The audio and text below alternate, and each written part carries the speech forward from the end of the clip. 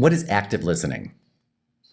Remember, one of the most effective things we can do to de-escalate a situation is to actively listen. However, most people have no idea what active listening really means. Remember that active listening starts with ACT. It means you act like you're listening. You show the physical signs of a listener. What are they? If you go through this 3-step process as you listen, the next time, if you normally do not hear people tell you things such as, "Thank you for being such a good listener," you will hear it now. And if you don't hear it, by the way, that tends to be the number one sign that you are not a good listener.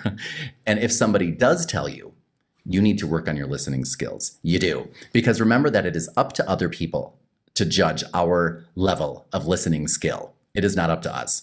If you hear things from people, be open to them. Some of us are a little more defensive than others by nature, and that's okay. Take the feedback that people give you, whether or not it's delivered correctly, into consideration. So especially if you have heard that you might need to work on your listening skills or have not been told you're a good listener, because you do hear it when you are, try this 3-step process the next time you want to listen to somebody and be an active listener. Let them know you are listening by acting like you are. 3 steps. O-N-E. 1. This is really the one strategy that if you implement it, you will overnight become an awesome active listener. O. Maintain open posture.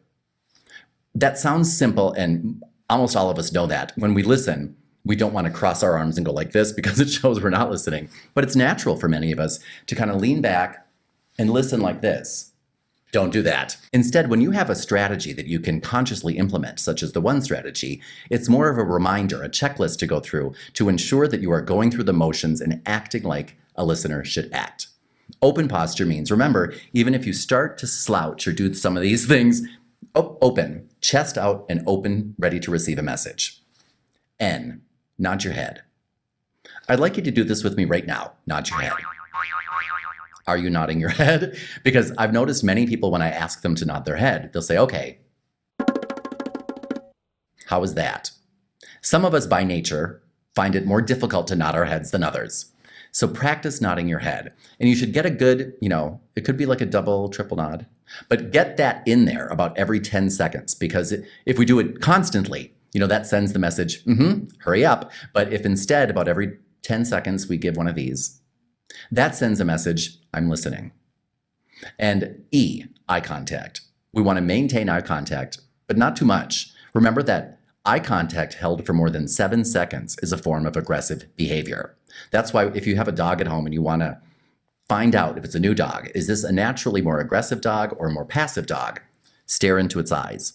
And if a dog can maintain eye contact with you for 7 to 10 seconds, that's about as much as most dogs can maintain. But if they do that naturally, that is going to be by nature a more aggressive dog.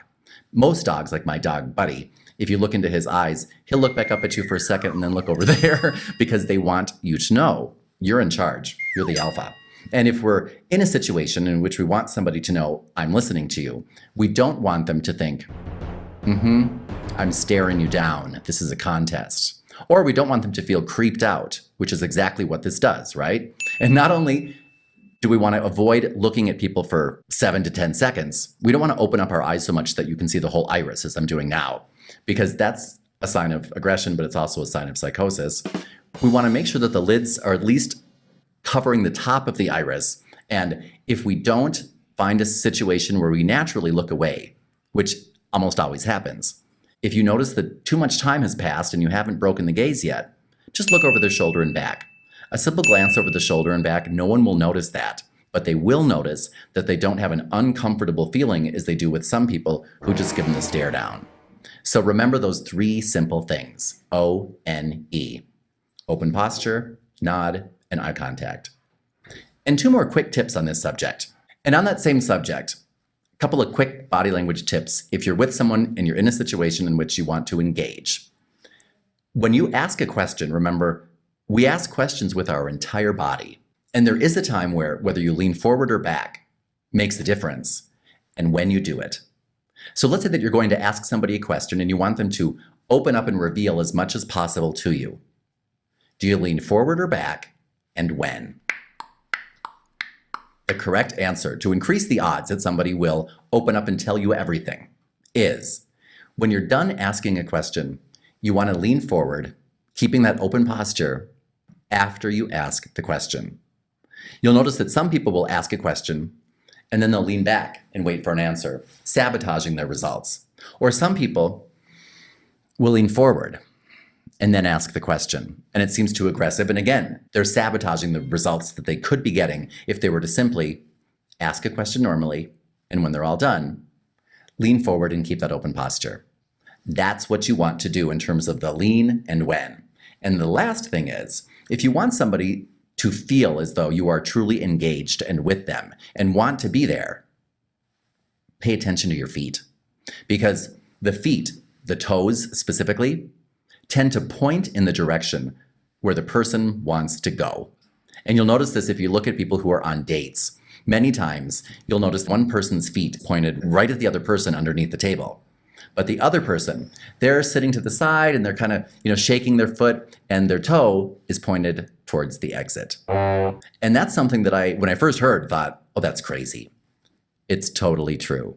So watch that and you'll notice that is true. And remember, we are born with the ability to interpret certain things on a subconscious level, even if it's not a conscious level. So if you want to send the message in every way possible that I'm here, I am engaged, I'm with you, and I want to be here, practice the ONE, the one, and remember to watch your feet, watch when you lean, and people will say to you, if they haven't before, thank you for being such a good listener.